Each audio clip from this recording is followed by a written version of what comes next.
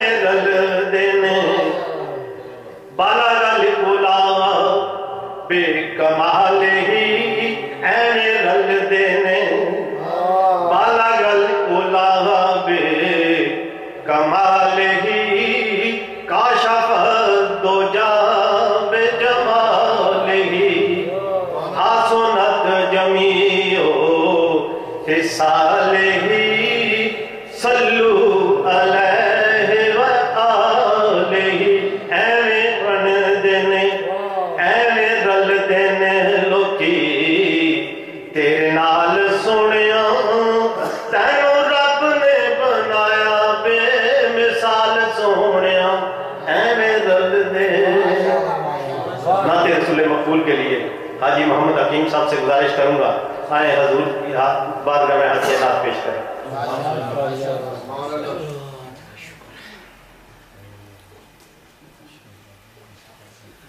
صلی اللہ علیہ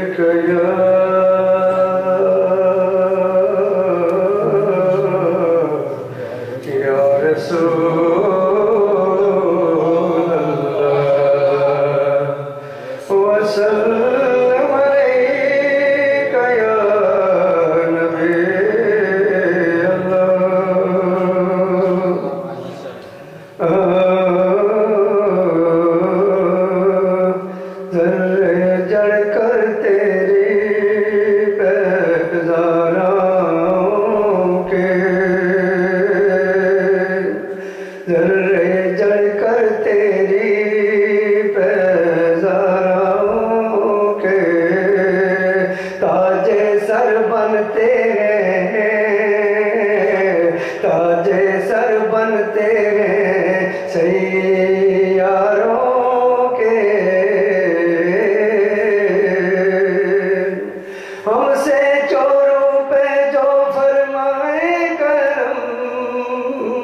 ہم سے چوروں پہ جو فرمائے کرم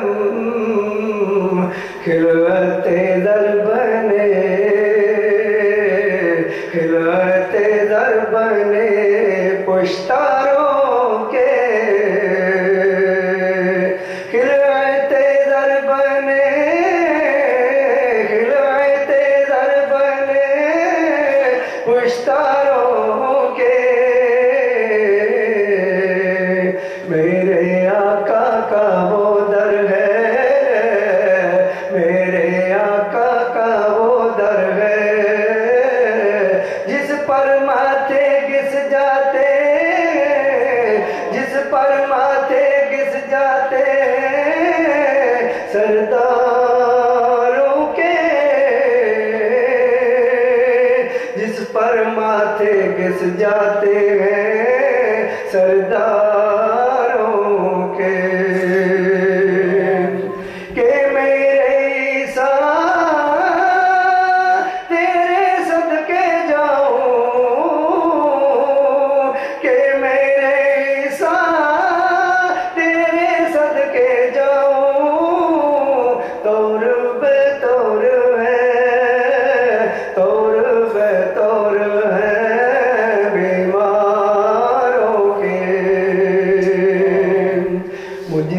مجرموں چشم تبسم رکھو مجرموں چشم تبسم رکھو پھول بن جاتے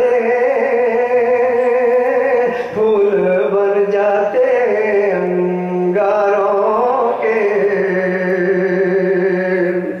تیرے ابرو کے تصدق پیارے تیرے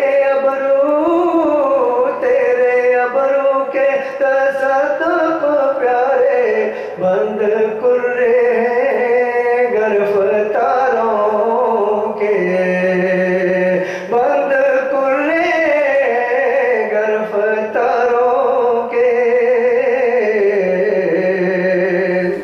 جانو دل تیرے جانو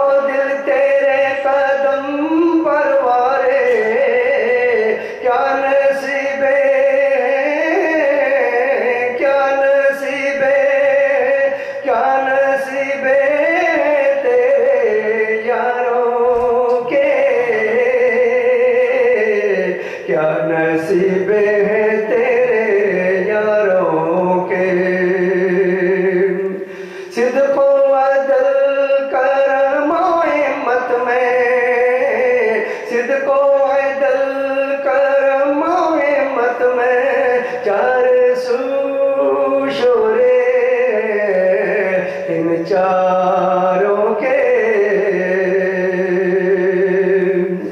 میرے تسلیم علی میدان میں میرے تسلیم علی میدان میں سر جھکے رہتے ہیں ان سر جھکے رہتے ہیں تلواروں کے کیسے آقاؤں کا بندہ ہوں رضا کیسے آقاؤں کا بندہ ہوں رضا بول بالے میری سرکاروں کے ذرے جڑ کر تیری پیزاروں کے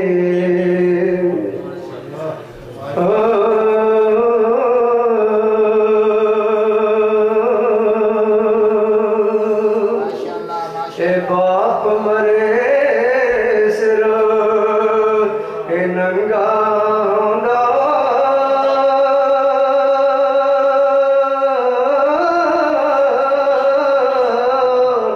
پائی مرن کنڈ خالی اے ماں باج محمد بخشا کون کرے رکھوالی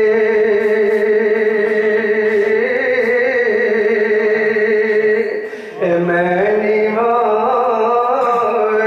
اے میرا مرشد اونچا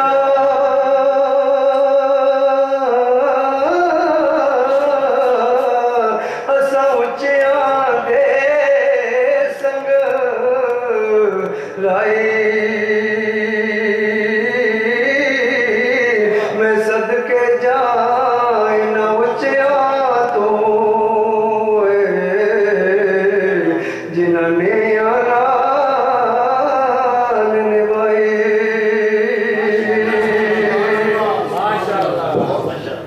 تیرا دے اے ہر کوئی آکھے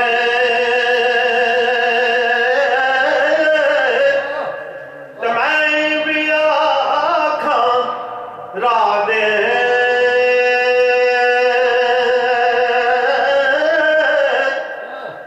بن مرشد تینوں راہ نہیں لبنا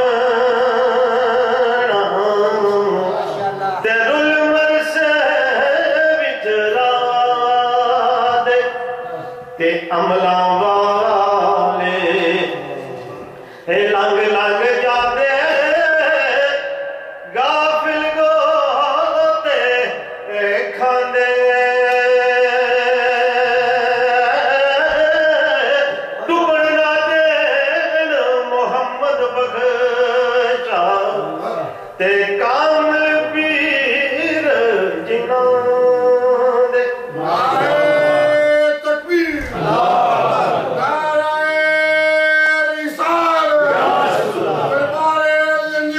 ماشاءاللہ جو ابھی احباب آئے ہیں ان سے گزارش ہے کہ حاجی دوست محمد صاحب کے ساتھ رابطہ کریں جو درود شریف پڑھ کے لائے ہیں ان کے پاس نوٹ کروائیں اور آج کی جو محفل ہے آج محمد اسلم بٹی صاحب ان کی والدہ صاحبہ کے سالے صاحب کے لیے بھی ہے تو آپ سب سے گزارش ہے کہ جو بھی درود شریف پڑھ کے لائے ہیں ابھی نوٹ کروا دیں بعد میں پیر صاحب آ جائیں گے تو پھر بیچ میں اچھا نہیں ہے کہ ادھر ادھر ہلنا جلنا اب میں ذیشان علی سے گزارش کروں گا آئیں حضور کی بارگاہ میں ہدیہ نعت پیش کریں ذیشان علی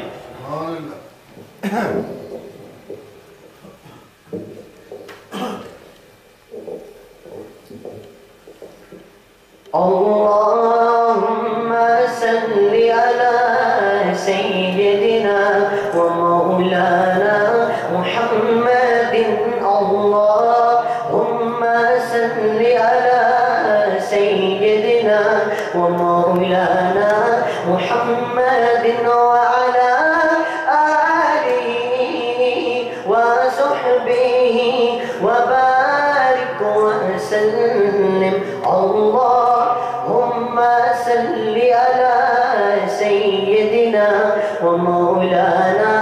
محمد اللهم صل على سيدنا ومولانا محمد رخ سرکار سا کوئی نظارہ ہو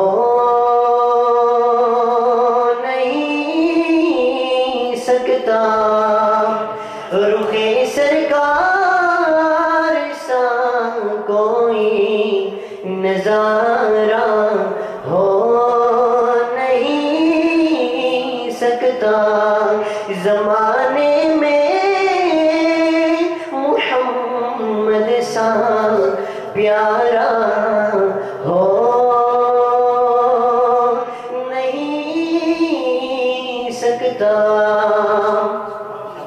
ہو دیوانہ محمد کا اور جائے وہ جہنم میں ہو دیوانہ محمد کا اور جائے وہ جہنم میں کسی بھی طور یہ ان کو گوارا ہو نہیں سکتا رخ سرکار سا کوئی نظارہ ہو نہیں سکتا شب معراج رب بولا یہی محبوب سے مل کر شب معراج رب بولا یہی محبوب سے مل کر تمہارا جو نہیں ہوتا ہمارا ہو نہیں سکتا جہاں پر بھی گرے حاکم میرے آقا اٹھا لینا جہاں پر بھی گرے حاکم میرے آقا اٹھا لینا آپ جیسا دو عالم میں سہارا ہو نہیں سکتا رخ سرکار سا کوئی نظارہ ہو نہیں سکتا ماشاءاللہ جزاک اللہ۔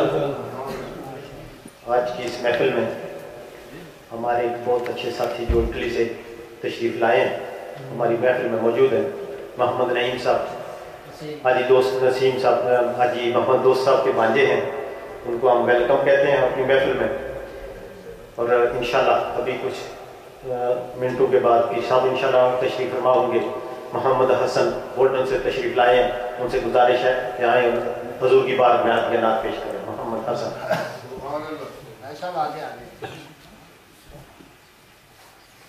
دروشی پڑھیے صلی اللہ علیہ یا رسول اللہ وسلم علیک یا حبیب اللہ صلی اللہ علیک یا رسول وسلم علیک یا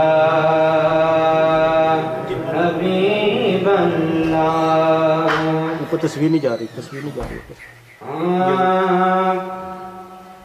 اج سکھ متران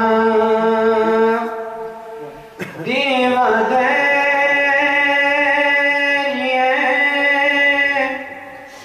کیوں دل ری اداس گلے اج سکھ متران دیو دے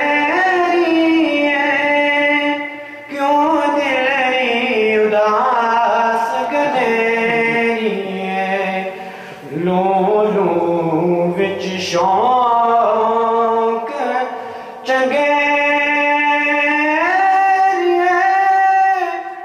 اج نینا لایا کیوں جاریا سبحان اللہ سبحان اللہ سبحان اللہ سبحان اللہ سبحان اللہ سبحان اللہ سبحان اللہ سبحان اللہ سبحان اللہ سبحان اللہ سبحان اللہ سبحان اللہ اس صورت نو میں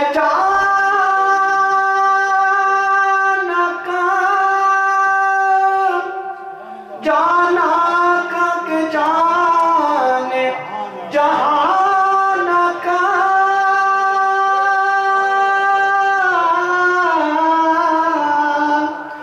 اس صورت نو میں جانا کا کہ جانے جہانا کا سچے آقا تیرا مدین شان کا جس شان تو شانہ سب بنیا سبحان اللہ سبحان اللہ سبحان اللہ سبحان اللہ سب کبھی سبحان اللہ سبحان اللہ سبحان اللہ مکھ چند بدر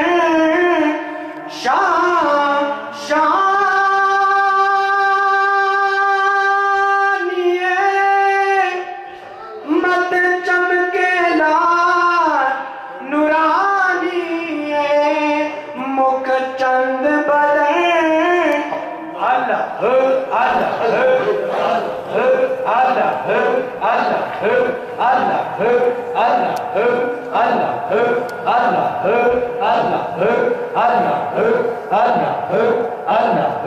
اللہ مکھ چند بدر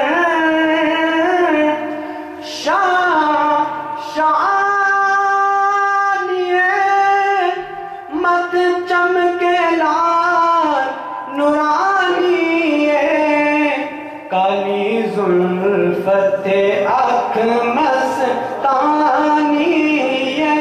کالی زلفت اکھ مستانیے مغمور یقین مدبریاں سبحان اللہ سبحان اللہ سبحان اللہ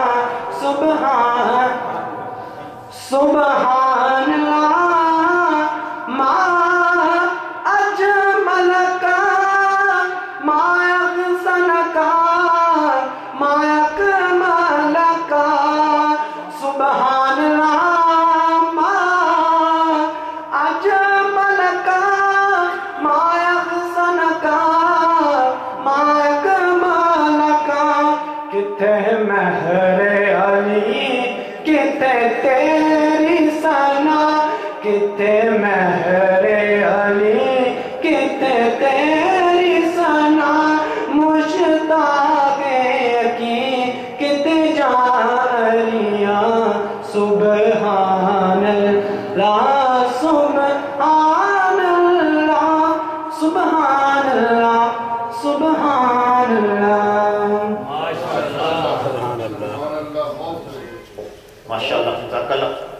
جو احباب ابھی لیٹ آئے ہیں ان سے گزارش ہے کہ اپنا درود شریف آج دوست محمد صاحب کے پاس نوٹ کروا لیں.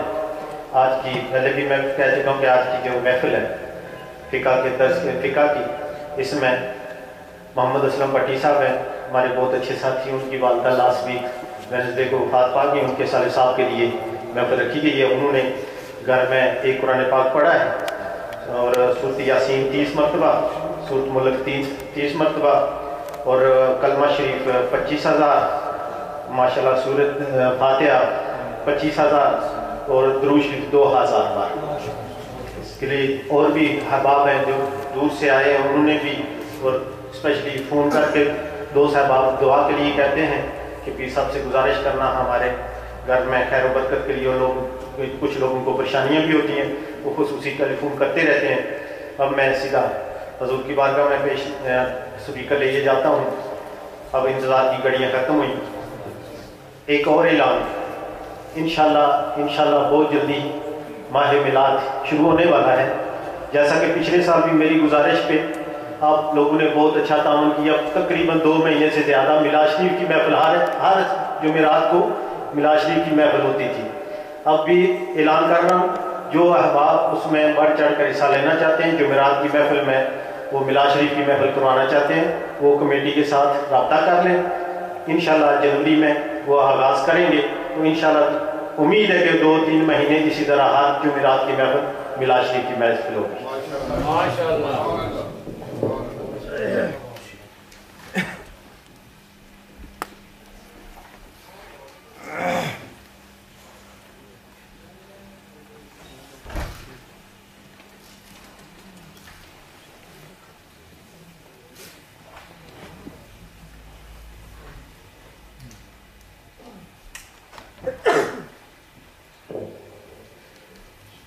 تھوڑا سا قریب آ جائیں.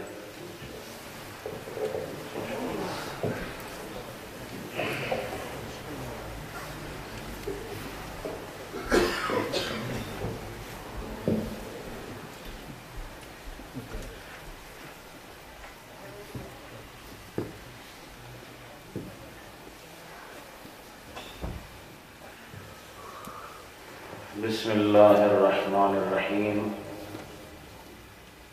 الحمدللہ رب العالمین، الصلاة والسلام علی محمد وعلی آلہ واصحابہ اجمعین. درود شریف. الصلاة والسلام علیکم یا سیدی یا رسول اللہ وعلی آلہ واصحابہ یا رحمت للعالمین. حاضرین محترم، پچھلی نشست میں ہم نے آغاز کیا تھا ان نمازوں کے بارے میں جو ہم سے قضا ہو جاتی ہیں.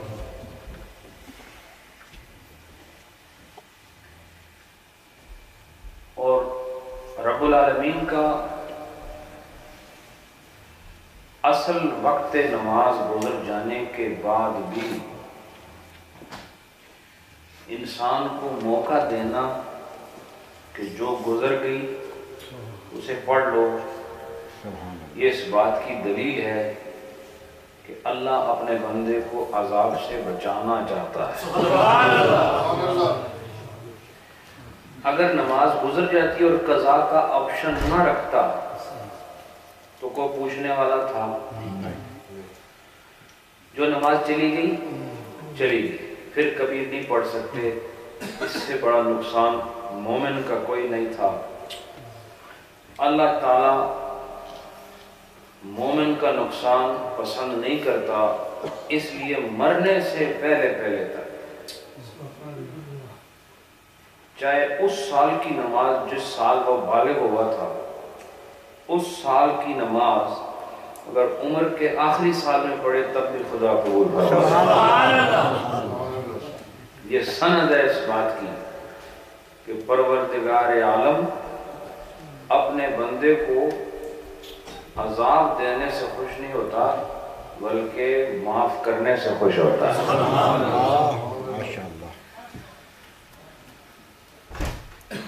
اور یہ میں اپنی رائے نہیں بتا رہا ہوں، یہ قرآن پاک کی ایک آیت ہے، اس میں اللہ فرماتا ہے ما یفعل اللہ بعذابکم، جس کا پنجابی ترجمہ یہ ہے کہ تانوں عذاب دے کے اللہ کی کرے، ترجمہ ہے ما یفعل اللہ بعذابکم، آپ کو عذاب دے کے اللہ کیا کرے گا۔ اس کا مطلب ہے کہ جب اللہ کسی کو عذاب دیتا ہے تو ایسا نہیں ہوتا کہ اللہ کو کوئی معاذ اللہ فائدہ ہو رہا ہوتا ہے، اس لیے اس نے ایک واضح اعلان فرما دیا کہ تمہیں عذاب دے کر مجھے کچھ حاصل نہیں ہوتا اور تمہیں عذاب دے کے میں کیا کروں گا، لیکن وہ پروردگار اپنی رحمت میں، اپنی عطا میں، اپنی کرم نوازی میں، بندوں کے ساتھ محبت میں اس نے اتنے سلسلے قائم کر دیے ہیں کہ یہ بندہ قیامت میں لاجواب ہو جائے گا۔ ایک ایک اگر اللہ اپنے مغفرت اور معافی کے طریقے بتائے نا کہ کیسے کیسے انداز سے میں نے تمہیں معاف کرنا چاہا، انسان کفِ افسوس ملتا رہ جائے گا۔ میرے خیال میں دانا اور عقل مند، باشعور اور صاحب عقل وہ انسان ہے کہ جو آنکھ بند ہونے سے پہلے پہلے اپنے رب کو راضی کرے، اور اللہ کی مہربانی کی دلیل ہے یہ قضا نمازوں کی ادائیگی کا موقع دینا، ورنہ جو اثر کا وقت آج گزر گیا یہ آج کا ہی اثر ہے، یہ دوبارہ یہ اثر نہیں آنے، یہ آج کی اثر آج کی ہی ہے۔ کیوں کہ اس سال کا نام اور ہے، یہ سال کون سا ہے؟ 2014 کبھی بھی دوبارہ آ سکتا ہے؟ بتاؤ مجھے، کبھی بھی آ سکتا ہے؟ یہ جب سے کائنات بنی ہے نا، انگریزی سال کا یہ انسان جو اس وقت ہے 2014، یہ دوبارہ نہیں آنا۔ اس سے پتہ چلا جو وقت اصل میں گزر جاتا ہے وہ دوبارہ نہیں آتا، لیکن بتایا جا رہا ہے وقت گزر گیا ہے، تم ابھی باقی ہو، وقت گزرا ہے، تم باقی ہو۔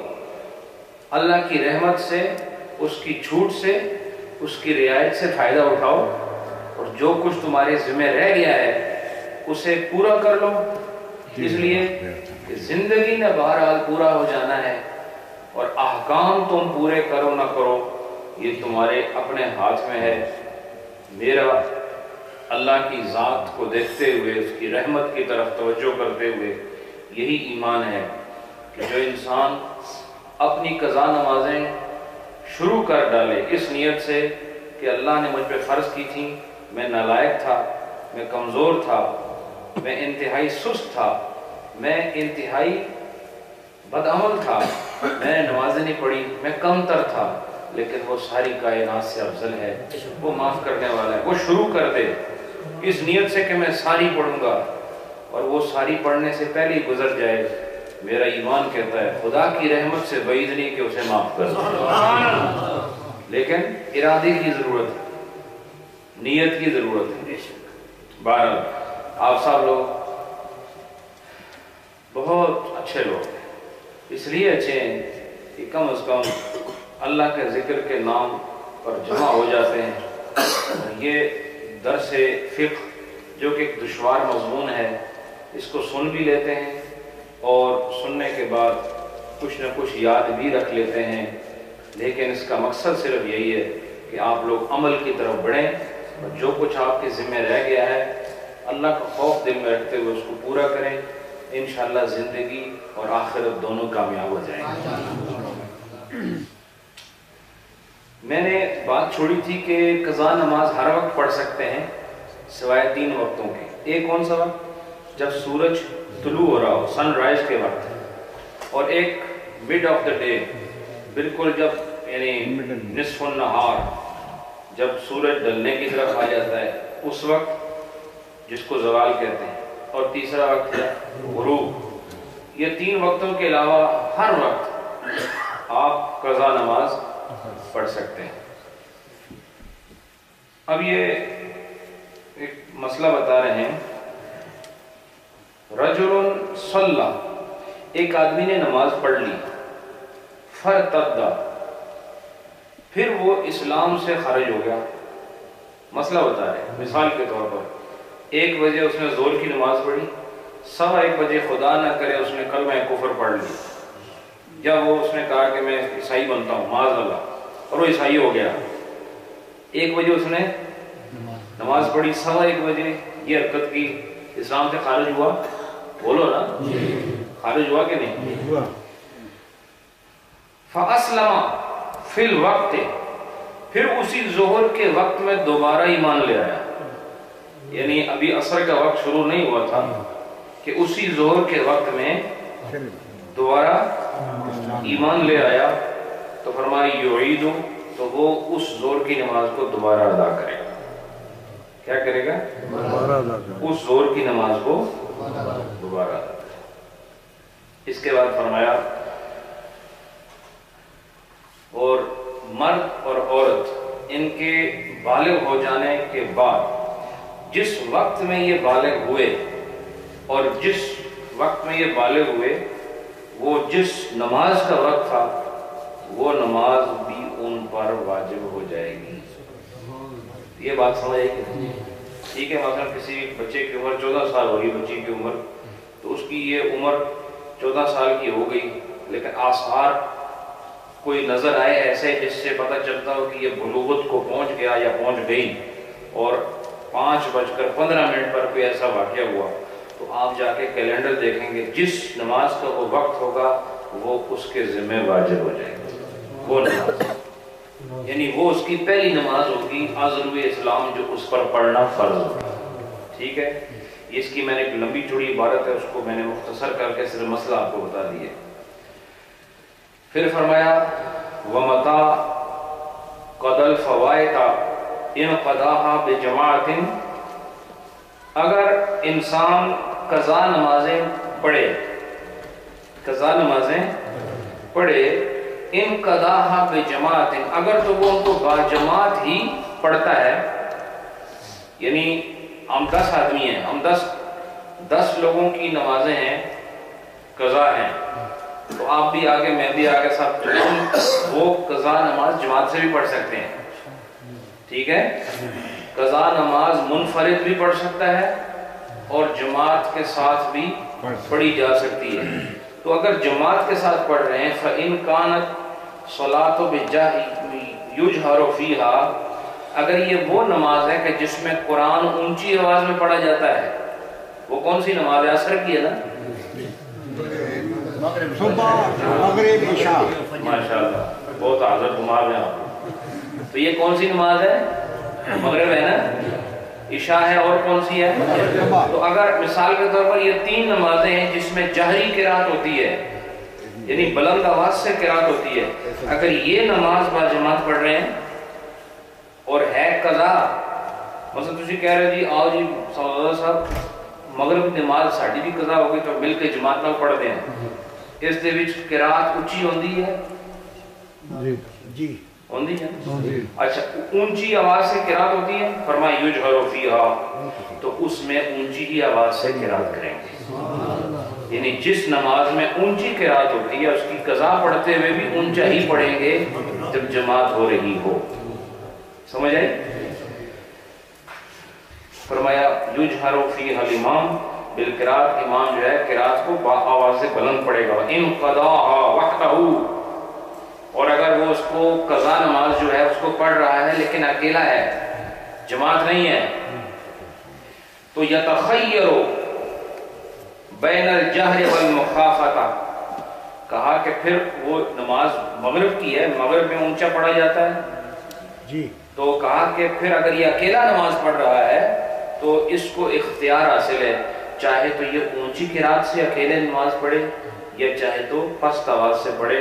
ویسے میں آپ کو بتاؤں کہ جن نمازوں میں قرات اونچی آواز سے پڑھی جاتی ہے کون سی ہیں وہ؟ فجر مغرب عشاء. یہ اکیلے میں بھی پڑھو تو اونچا پڑھ سکتے ہو آپ گھر میں باقاعدہ. بے گھر والے سن رہے ہیں قرات، یہ کوئی صرف جماعت کے ساتھ مقید نہیں ہے. ٹھیک ہے، چونکہ قضا کا اگر یہ حکم ہے تو ادا تو اس سے زیادہ افضل ہوتی ہے کہ اکیلے پڑھ رہے ہو. اور نماز کون سی ہے؟ وہ جس میں قرات بلند آواز سے پڑھتے ہیں. اور نماز کون سی ہے؟ جو قضا ہو گئی ہے.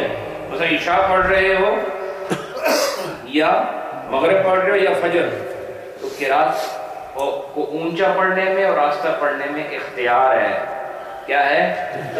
لیکن اختیار کے ساتھ کہتے ہیں والجہر افضل، لیکن اونچا پڑھنا افضل ہے.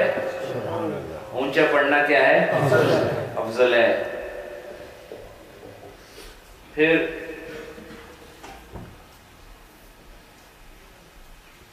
اور فرمایا کما فی الوقت، جیسے کہ وقت کے لحاظ سے جیسے نماز ہوگی اس کے مطابق پڑھے گا. یخافت فیما یخافت فیہ حتماً، لیکن وہ نمازیں کہ جس میں قرات آہستہ ہوتی ہے اس میں لازماً آہستہ ہی پڑھے گا. جس میں آہستہ قرات ہوتی ہے اس میں کیا پڑھے گا؟ آہستہ ہی پڑھے گا. مثلا تھوڑی اثر دی نماز پہنچ گئی، ان پڑھنا چاہتے ہو تو اسی اچھی نہیں پڑھنی. کیوں؟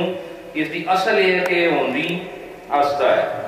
ٹھیک ہے کہ نہیں؟ لیکن مغرب دی اصل یہ ہے کہ وہ آہستہ نہیں ہوندی بلکہ جہری قرات ہوندی ہے. ٹھیک ہے.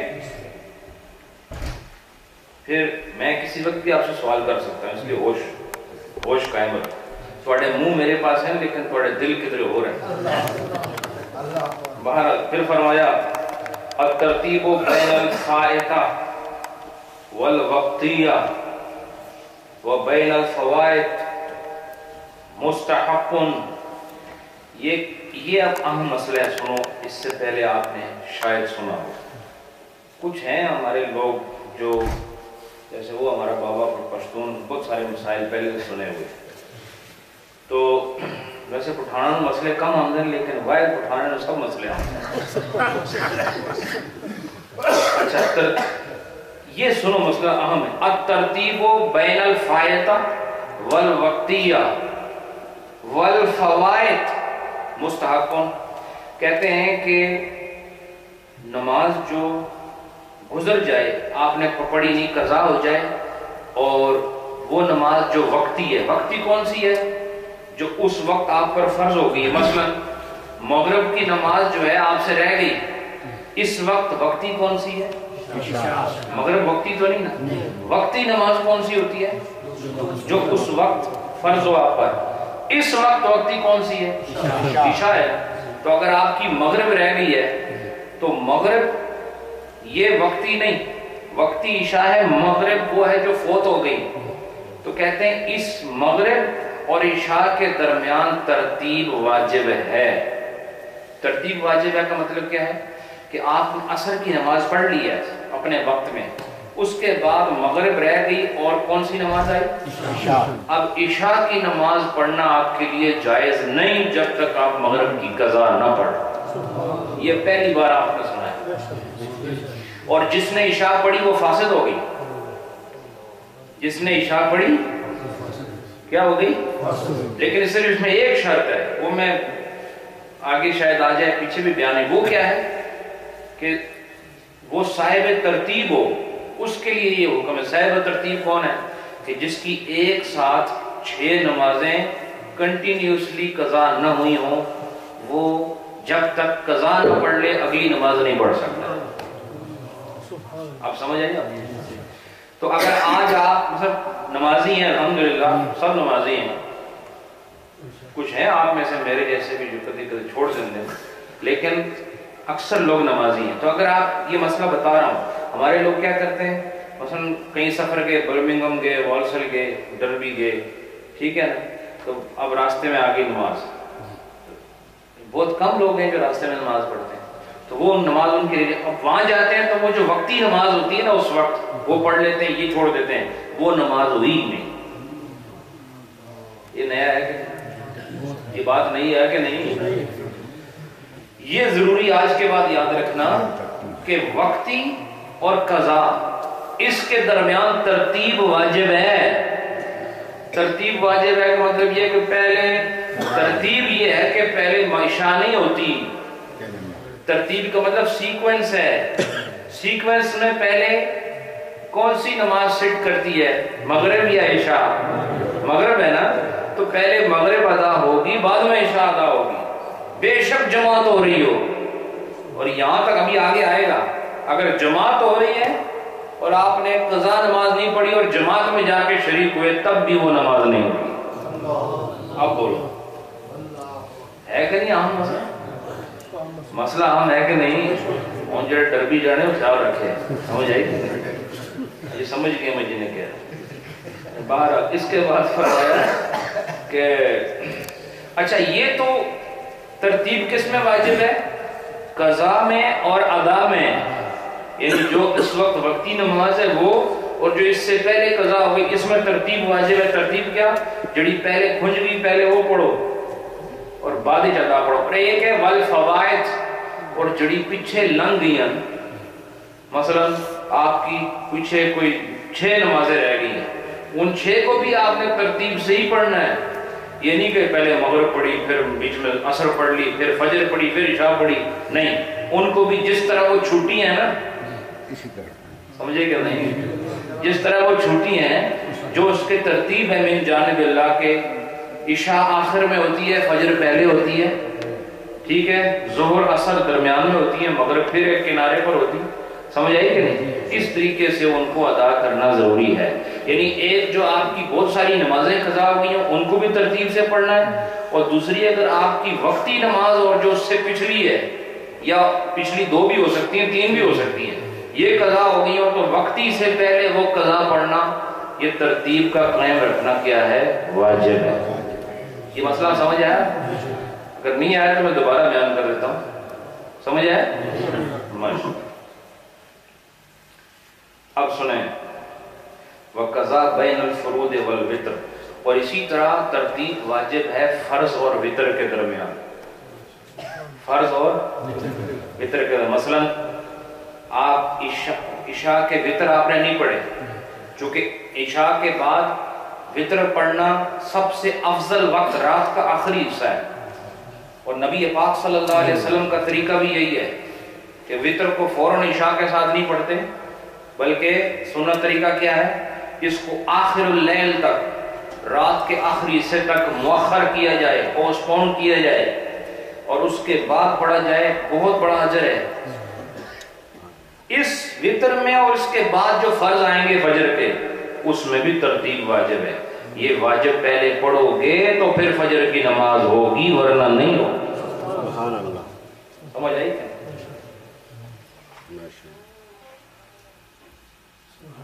کیا مسئلہ بتایا آپ نے؟ اگر رات وتر چھوڑ دیے تو اب فجر شروع ہو گئی، تو اب کیا کرنا ہے؟ قضا پڑھنا ہے، کیونکہ وہ تو رہ گئے نا. قضا پڑھ کے پھر آپ نے فجر کی طرف جانا ہے، ورنہ فجر بھی تھوڑی خطرے. ٹھیک ہے، یہ چیزیں بڑی ضروری ہے. فرمایا وَلَوْ صَلَّى الْفَجْرَ، اب دیکھو وہی بات آ رہی. وَلَوْ صَلَّى الْفَجْرَ، اگر کسی نے فجر کی نماز پڑھ لی، وَهُوَ ذَاكِرٌ أَنَّهُ لَمْ يُوتَرْ، اور فجر کی نماز پڑھی، نماز جو ہے، اور اس کو پھر کیا یاد آیا؟ یہ نماز فجر کی پڑھی اور اس کو یہ یاد آ رہا ہے کہ میں تو جو وتر ہے وہ نہیں پڑھے، فَهِيَ فَاسِدَةٌ عِنْدَ أَبِي حَنِيفَةَ رحمہ اللہ تعالی، امام اعظم ابو حنیفہ کے نزدیک وہ فجر کی نماز فاسد ہو گئی ہے. کس صورت میں؟ جب اس کو یاد آ جائے کہ میں نے وتر نہیں پڑھے تھے. ٹھیک ہے. اس کے بعد وَلَوْ تَذَكَّرَ فَائِتَةَ فِي تَطَوِّعِهِ لَمْ يَفْسُدْ تَطَوُّعُهُ، کہا کہ اگر وہ نفل پڑھ رہا ہے، کیا نفل پڑھ رہا ہے، اور نفل میں اس کو یاد آیا کہ میرے وتر نہیں ہوئے، تو ان نفلوں پہ اثر نہیں پڑنے والا، کیونکہ یہ تو نفل ہے. نفل کا کوئی وقت تھوڑی ہوتا ہے. سمجھ آئی کہ نہیں؟ نفل نہیں فاسد ہوتے ہیں. فاسد کیا ہوتا ہے؟ فرض فاسد ہوتے ہیں. کیا فاسد ہوتے ہیں؟ فرض فاسد. بات سمجھ آئی کہ نہیں آپ؟ لیکن اگر آپ 2 فرض پڑھ رہے ہیں فجر کے، آپ کو یاد آیا کہ وتر نہیں پڑھے، یہ 2 فرض گئے، ختم ہو گئے. لیکن اگر آپ دو سنت پڑھ رہے ہیں فجر کے، تو یہ سنت بھی اصل میں نفل ہی ہوتے ہیں، یہ فاسد نہیں ہوں گے اگر آپ کو دوران میں یاد آ جائے، کیونکہ ترتیب میں فرضوں اور واجب کا لحاظ ہوتا ہے. سمجھ آئی کہ نہیں؟ آج آپ جلدی جلدی سارے لا رہے ہیں، سمجھ آ گئی ہے، حالانکہ بڑے اوکھے مسئلے ہیں. اس کے بعد فرمایا ثم ترتیب، اس میں بہت سارے مسائل ہیں جو آپ سے متعلق نہیں، ان کو میں یہاں چھوڑ رہا ہوں. میں نے چونکہ میں اس کتاب کو بغور پڑھتا ہوں، وہ چیزیں جو آپ کی ڈیلی جو آپ کی عام جو روٹین لائف ہے اس میں زیادہ اس کا کوئی تعلق نہیں ہے، اس کو میں بیان نہیں کرتا، جو کہ بہت ہی کمپلیکیٹڈ وہ یہاں نیریشنز اور ایکسپلینیشنز ہوتی ہیں، اس کا بیان کا فائدہ نہیں آپ کے، چونکہ آپ عوام الناس. ہاں لیکن اگر دارالعلوم میں کسی کو بتانا ہے پھر ہر ایک کو بتانا ہوگا، کیونکہ انہوں نے پڑھ کے آگے پڑھانا ہے، بتانا ہے. فرمایا ثم ترتیب یسقط بالنسیان، اور بھول جانے کی وجہ سے جو آدمی کو یاد ہی نہ رہے پھر ترتیب واجب نہیں رہتی. کیا میں اس کو یاد ہی نہیں کہ میری نماز قضا ہوئی ہے. کسی کو بعض اوقات نسیان کی تکلیف بھی ہوتی ہے، اور اس میں بھی شامل ہوں. میرا خود اپنا حافظہ بہت کمزور ہے، مجھے کئی باتیں یاد نہیں رہتی. تو جس کو نسیان کا مرض ہو کہ وہ اس کو چیز یاد ہی نہیں رہتی، تو اس صورت میں ترتیب اس پر واجب نہیں ہوگی جس آدمی کو یہ مرض ہے. ٹھیک ہے. وَبِمَا هُوَ فِي مَعْنَى النِّسْيَانِ، لیکن یا تو اس کو نسیان نہ ہو لیکن اس چیز کو نسیان میں ہی شمار کیا جاتا ہو. ایسی سچویشن آئے کہ وہ نسیان نہیں ہے سچویشن، لیکن اس سچویشن کو کاؤنٹ کیا جاتا ہے نسیان میں ہی. وہ کیسے؟